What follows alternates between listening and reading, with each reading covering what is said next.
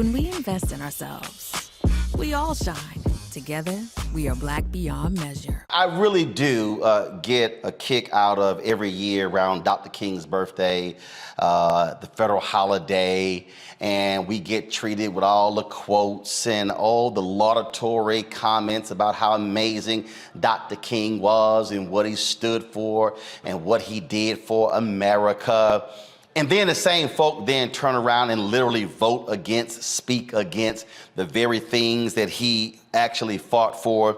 And so Sunday night, I had some followers of mine who sent me a sermon by Houston's Ed Young Sr., who leads Second Baptist Church. And Ed Young is one of the most prominent white conservative preachers in the country.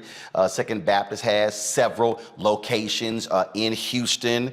His son has a massive church in North Texas, and he's one of the biggest voices among the conservative Christian movement. And lately he has been highly critical of progressive policies and the left, and criticizing, lying about Houston, saying Houston has the highest crime rate in the country. That was a lie.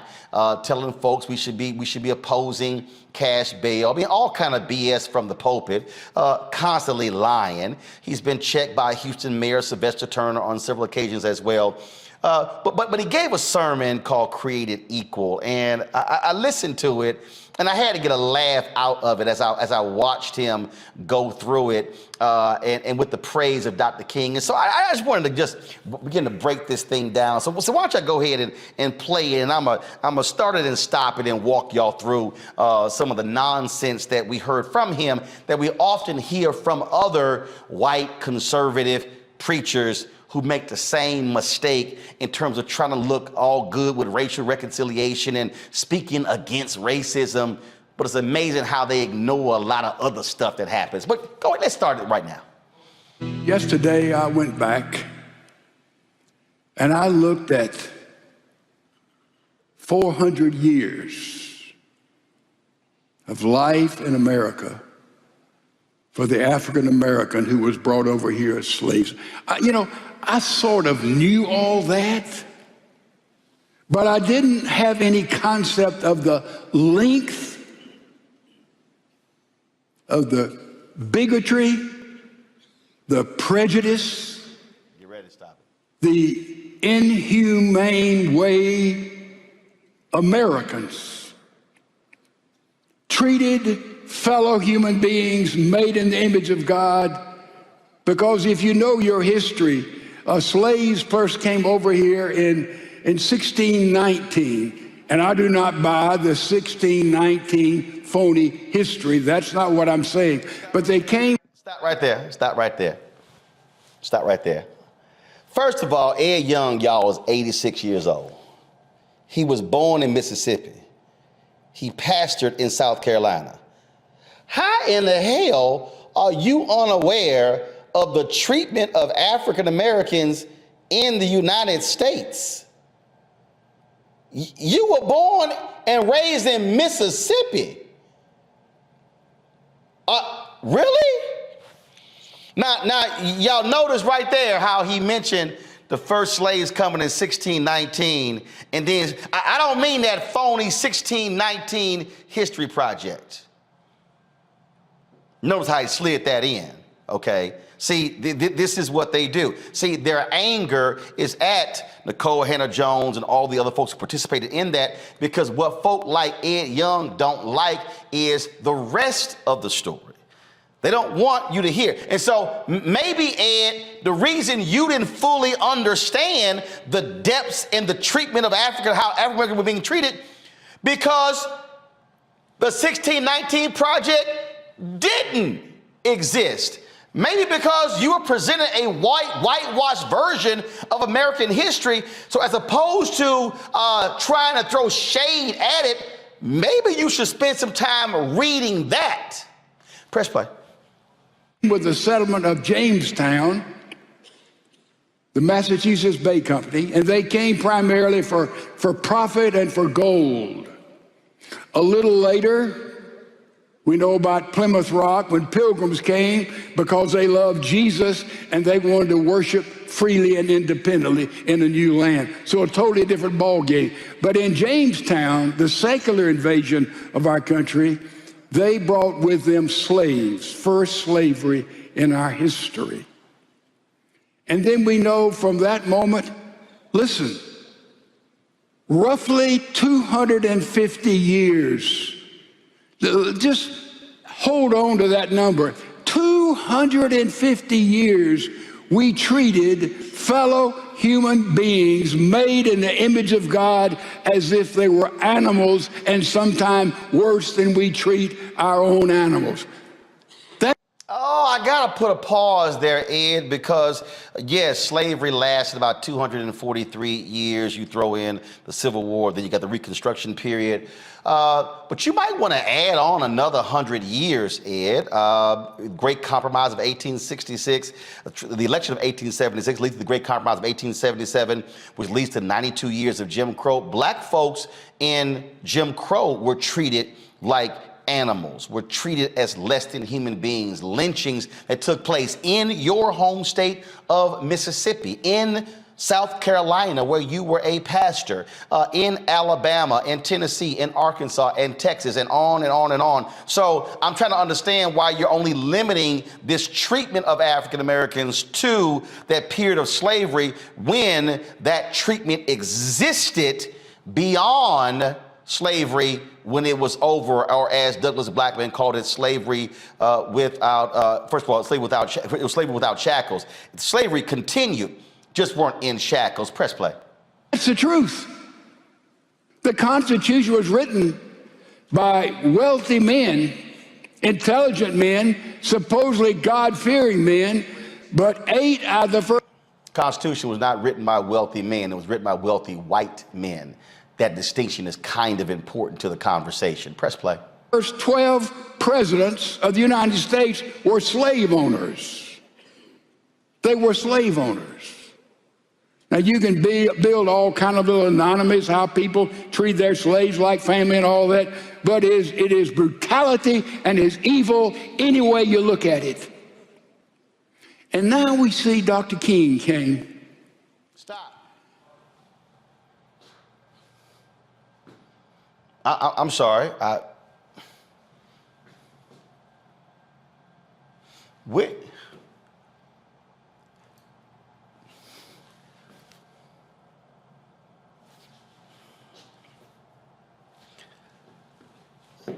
We went from slavery to Dr. King.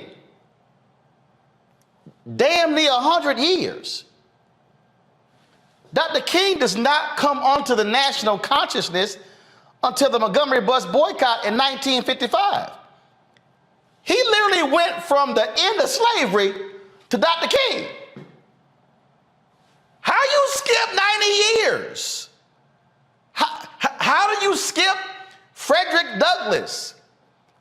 How do you skip Martin Delany? How do you skip Booker T. Washington, W.B. Du Bois, A. Philip Randolph, Ida B. Wells Barnett? How do you skip 90 years of black struggle for freedom and you just go, ooh, then we got Dr. King?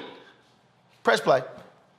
And through prayer, he decided to bring about a revolution different from any other revolutions, except maybe when Mahatma Gandhi, through pacifism, liberated India from the British Empire through nonviolence. Dr. King took that path. It was dangerous. It was deadly. And he began through those years to do things, to say things, always in a biblical Christian context. Don't miss that. He began to say things and do things. Ed, can we name some of them? I mean, the way it sounds like Dr. King just prayed and gave sermons. No, that was policy.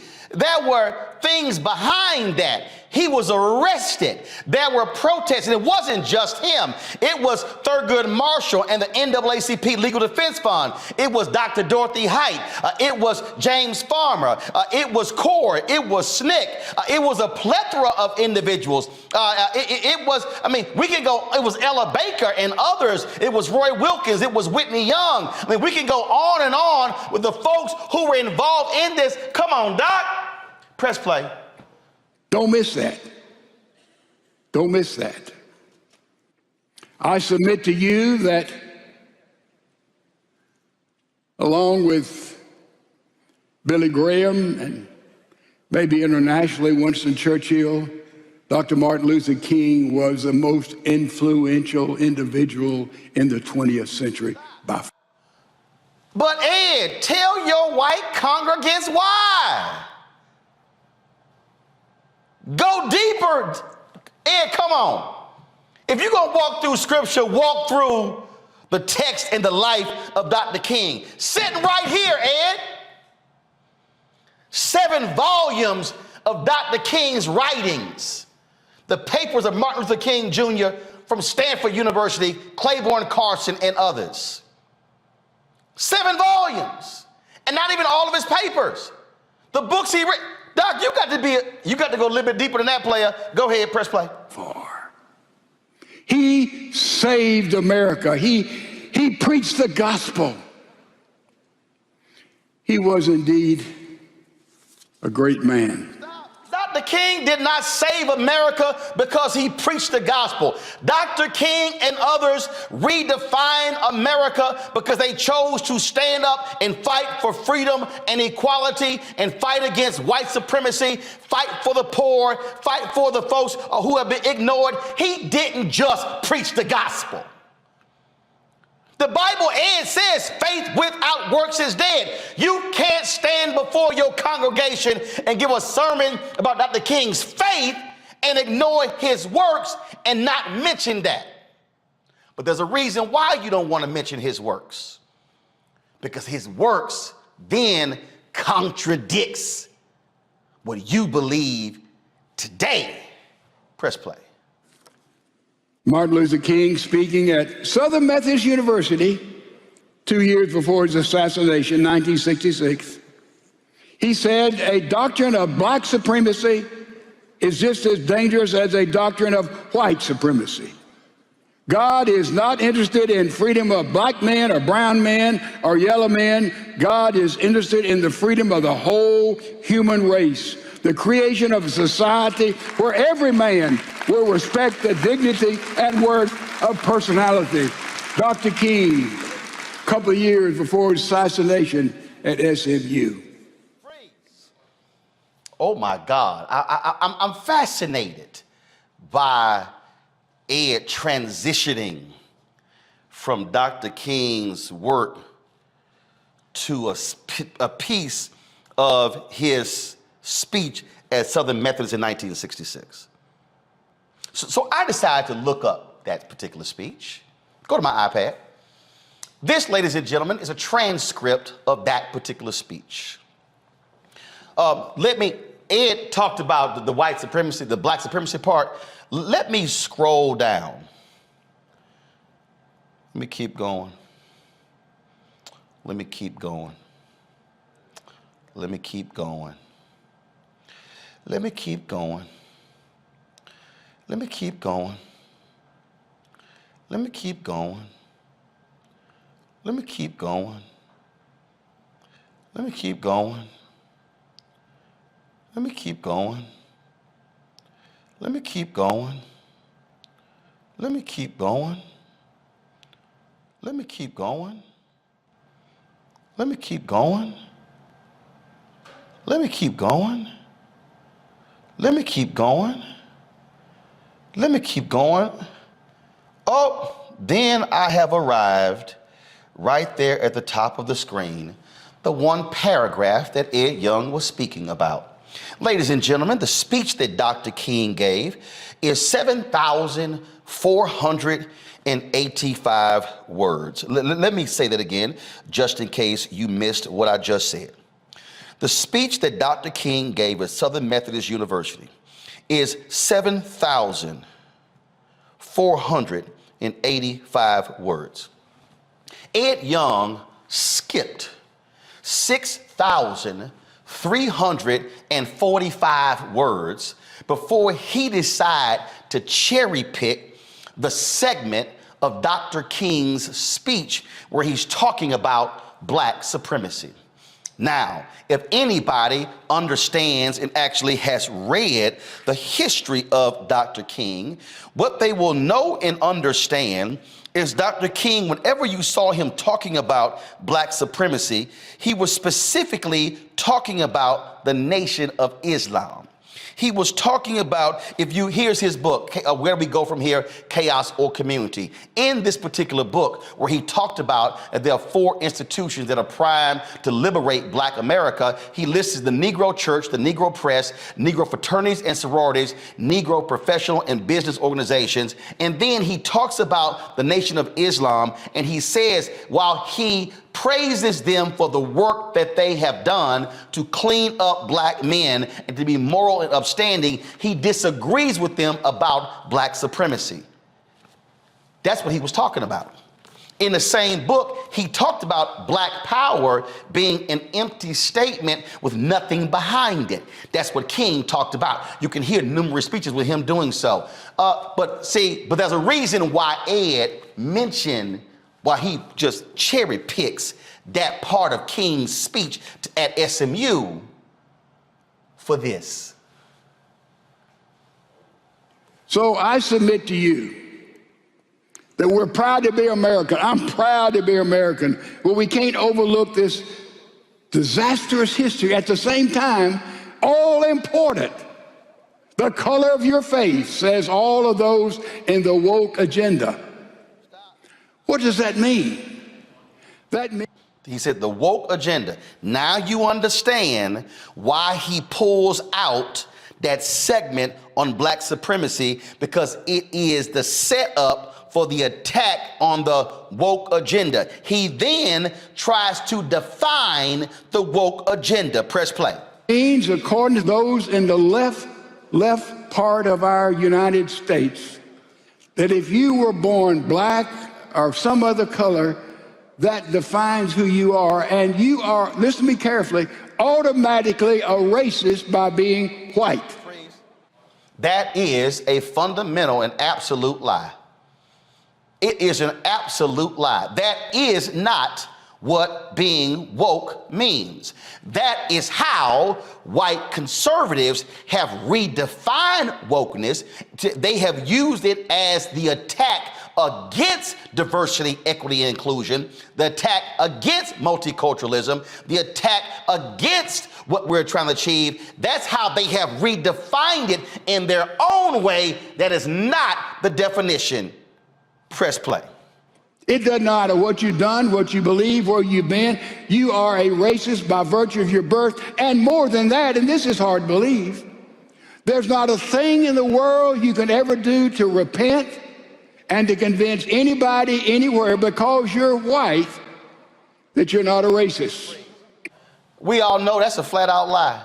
We've had Jane Elliott on this show. We've had Tim Wise on this show. We've had others on this show. We know that there are white brothers and sisters who are involved in the fight for equality. That is simply not true. We know for a fact James Reed was beaten to death. A pastor from Boston was beaten there in Selma, standing up for voting rights. We know white woman Viola Liuzzo from Michigan had her head blown off coming back from Montgomery back to Selma. We know, again, that other white folks who were killed during the civil rights movement, and we know folk today who are involved in protests, who are on the front lines, who are not black. Sorry, Ed, you simply are wrong, and that's a flat out lie. But when you have your own definition of wokeness, now we understand why you were utterly confused. Hit play.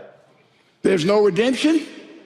You can be anti-racist, but you'll never reach the goal until you're still categorized like that. A leader of Black Lives Matter said, a matter of public record, anyone who waves an American flag by definition, whomever you are, you're a racist. Now, it's amazing how you could go to find Dr. King's speech and go down 6,000 plus words and pluck out a paragraph, but you can't name who this so-called Black Lives Matter leader is. Do you have a name, Ed? Are they actually a Black Lives Matter leader? Who? Are they a local person? Are they a national leader? Who really is the person you're quoting, Ed, so we can have the context? Oh, you just say a Black Lives Matter leader, it's a matter of public record. Nice try. We ain't falling for the banana in the tailpipe. Press play. Everything is tragically defined by racism. How different that is from Dr. Martin Luther King's understanding of the racial challenges we had in America then, and we progressed a great deal, but we still have some ways to go, but how far that we have come. You see, he would tell us, as we know, the color of your face doesn't determine your character and who you are, and really you'll discover doesn't say much about you and me. Did you know that all of our physical assets, ears, nose, mouth, body, make up 0.012 of who we are? Is that any big deal about you or about me? That color is all important of your skin? Huh. Did he just... So Dr. King didn't understand color? Dr. King didn't have an appreciation of blackness? Really, Ed?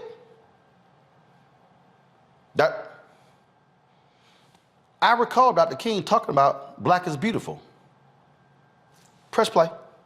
Dr. King. Go to Korea. I come here tonight and plead with you. Believe in yourself and believe that you're somebody. As I said to the group last night, nobody else can do this for us. No document can do this for us. No Lincolnian Emancipation Proclamation can do this for us. No Kennisonian or Johnsonian Civil Rights Bill can do this for us. If the Negro is to be free, he must move down into the inner resources of his own soul and sign with a pen and ink of self-assertive manhood his own Emancipation Proclamation.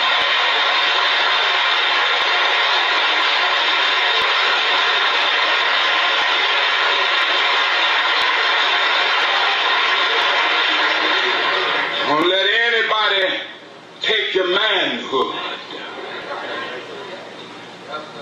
Be proud of our heritage. As somebody said earlier tonight, we don't have anything to be ashamed of. Somebody told a lie one day. They couched it in language.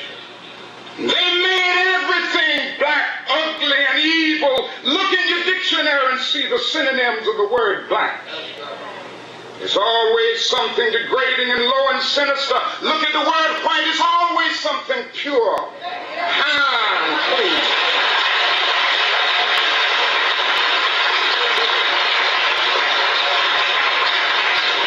But I want to get the language right tonight.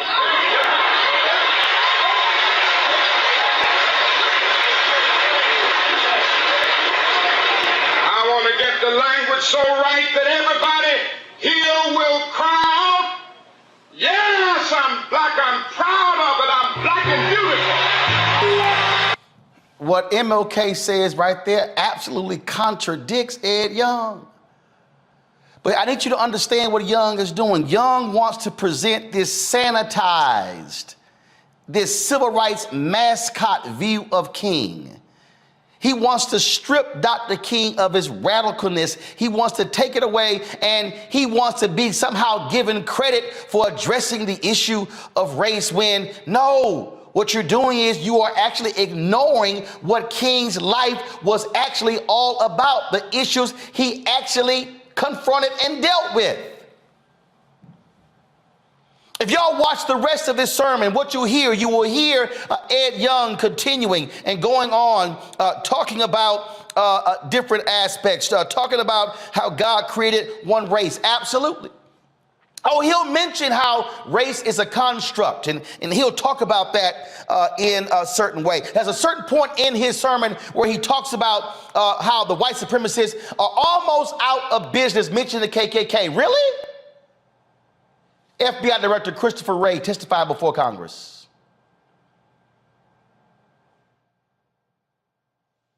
Play it. This is the FBI Director talking in the last couple of years. Listen. The HVE threat, the homegrown violent extremist threat, is the new normal, and it's created a new set of challenges, a much greater number of potential threats, each with far fewer dots to connect, and much less time to prevent or disrupt an attack. These folks are largely radicalized online by the global jihadist movement. We're also keeping our eye on domestic terrorism from people who've come up with their own customized belief systems and hope to advance them through violence. We have, through the third quarter of this fiscal year, had about, give or take, 100 arrests in the international terrorism side, which includes the homegrown violent extremism. This year.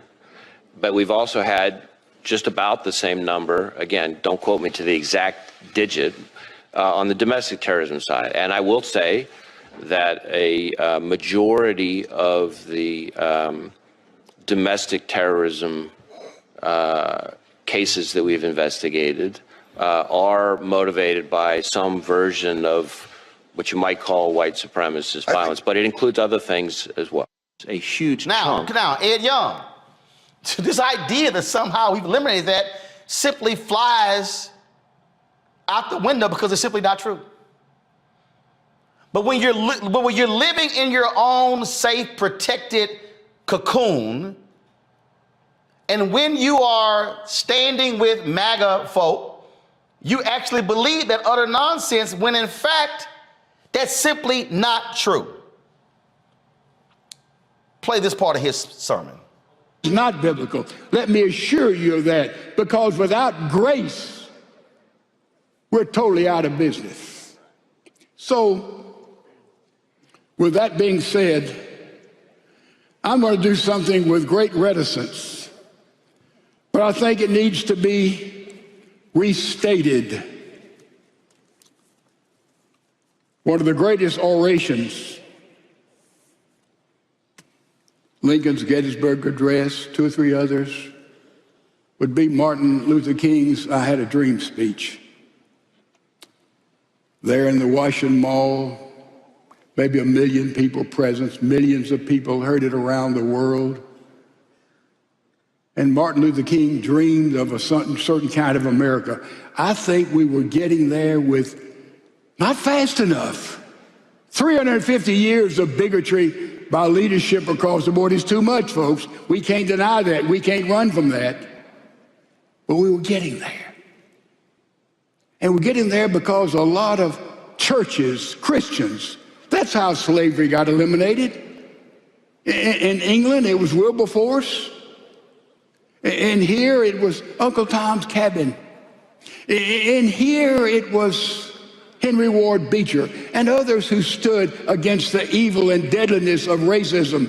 Oh yes, it was through the church when people awakened to see that in the Bible we are one in Jesus Christ, period, Selah. When they began to preach that and see that, that's where racism was eliminated and still being healed. But thank God, there's only one kind of slave we want to be. And that's a slave to the Lord Jesus Christ, where everybody... I got to freeze right there. Ed, do you deny the reality of how the white church continued racism after slavery? How the Southern Baptist Convention, what they did?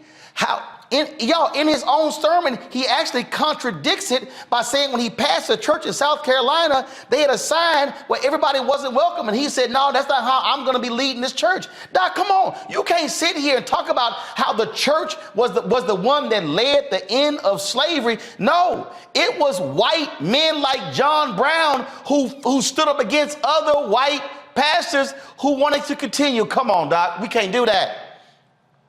And y'all, so you hear what he does. And so what he does is he continues in here, and then he goes on and he closes his sermon by reciting King's I Have a Dream, the I Have a Dream portion of King's speech. And see, this is the crux of what I'm talking about. See, this is what I'm talking about, the game that these white conservative preachers play in terms of how they love to play around. See, Ed, since you want scripture, Proverbs 12:17 said, a truthful witness gives honest testimony, but a false witness tells lies. Then it says, reckless words pierce like a sword, but the tongue of the wise brings healing. Truthful lips endure forever, but a lying tongue lasts only a moment. There is a deceit in the heart of those who plot evil, but joy for those who promote peace. Ed, you can't stand in front of the people and then recite the I Have a Dream portion of Dr. King's speech, but you ignore completely everything he said before that. You can't sit here and talk about, oh, how Dr. King wanted the races to get along and his children and he starts crying and his congregation begins to stand up and they begin to clap and cheer and all that begins to happen. But how dare you as a Christian pastor give a 26-minute sermon extolling Dr. King? Not one time do you talk about what he stood against. Not one time do you recite the same speech where he talked about police brutality. He talked about voter suppression. He talked about the economic imbalance in this country. How can you sit here and even quote that particular speech that he gave at Southern Methodist University and totally look over the 6,000 other words he actually gave in the speech? Y'all, go to my iPad. If you actually look at the speech, Dr. King in the speech, he talks about the poor. He talks about voter suppression, still alive today. He talks about the economic imbalance when it comes to wages and jobs. He talks about all of those things. Yet I don't hear Ed Young talking about any of these issues. I don't hear him talking about what King was referencing. I don't hear him dealing with in all of these volumes the work King was talking about. Y'all go to YouTube. Ed Young has a speech called Socialism versus Capitalism, where he has some strong words against socialism. The same man who he praised in this sermon, guess what he called himself? A socialist. This book right here is called The Guaranteed Income. It is by Robert Theobald. This is the book. Reverend Al Sampson, who was one of two pastors personally ordained by Dr. King. This was the economic theory that the King believed in when it came to a guaranteed income. King said he was a socialist. But the same Ed Young has harsh words for socialists, yet he stands before the congregation, strips King of all of that to praise him, to make it sound like, oh, we all together. And if we could just love one another and just stand together. No, Ed, what it requires is for you to put some skin in the game. What it requires for you, Ed, is to not to drive your conservative theories when you at your church hosted Roy Moore Jr. when he was running against Doug Jones in the Alabama Senate. When you stood there and criticized the cash bail situation, blaming that for crime in the country, when you don't want to confront mass incarceration. Where are you, Ed Young, with the Poor People's Campaign and Reverend Dr. William J. Barber fighting for the 140 million poor and low-income folks in the country? You can't stand before the people and praise Dr. King and never mention the poor. You can't stand there and talk about how great and wonderful he was when literally the things that that man was fighting for then still exist today. You can't sit here and strip this man of who he was and how he spoke against the reality of how white folks thought. But maybe I just ought to just share just a couple of things, and I'm almost done. And I'm gonna let the panelists comment, and then I'm gonna go to my next guest. But I just want y'all to understand that, this is what King wrote. White Americans left the Negro on the ground and in devastating numbers walked off with the aggressor. It appeared that the white segregationists and the ordinary white citizen had more in common with one another than either had with the Negro. Same MLK. The same MLK. This is what he said. Overwhelmingly, America is still struggling with irresolution and contradiction. It has been sincere and even ardent in welcoming some change, but too quickly apathy and disinterest rise to the surface when the next logical steps are to be taken. Laws are passed in a crisis mood after a Birmingham or a Selma, but no substantial fervor survives the formal signing of legislation. The recording of the law in itself is treated as the reality of the reform.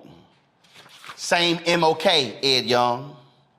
MLK writes, the real cost lies ahead. The stiffening of white resistance is a recognition of that fact.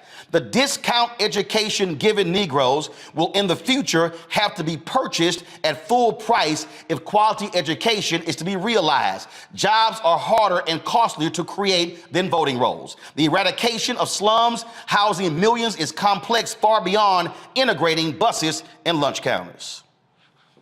Same MLK. Same MLK.